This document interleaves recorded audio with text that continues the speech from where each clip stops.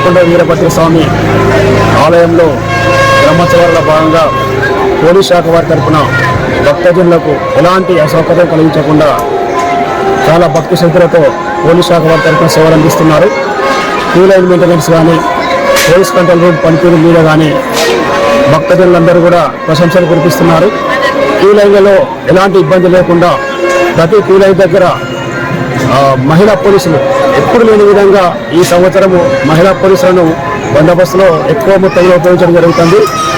తర్వాత గర్భగుడిలో కానీ ఎక్కడ కూడా క్యూ లైన్లలో పుషింగ్ టీమ్స్ పనిచేస్తూ ఎలాంటి అసౌకర్యం కలిగి చేస్తున్నాము.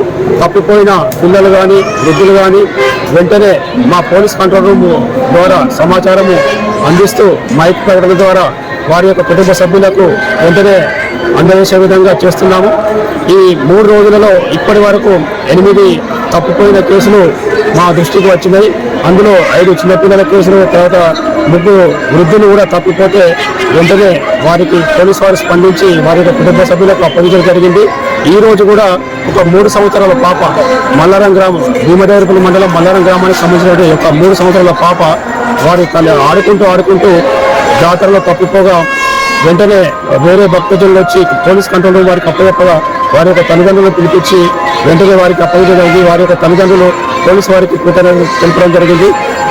ఎలాంటి అసౌకర్యం కలిగిన పోలీస్ శాఖ వారి తరఫున పటిష్టమైన బందోబస్తు ఏర్పాటు చేసి జాతరను ప్రశాంతంగా ముగించే విధంగా మా గౌరవ సిపి గారు అంబర్ కిషోర్ దాస్ గారు, అదేవిధంగా మా central zone madam DCP Shaik Saleema madam గారు, అదేవిధంగా ఏసీపీ గౌరవ శ్రీ తిరుమల సార్ గారు వారి యొక్క ఆధ్వర్యంలో ఈ జాతరను పటిష్టంగా నిర్వహిస్తామని చెప్పి ఈ సందర్భంగా తెలియజేస్తున్నాను. Thank you.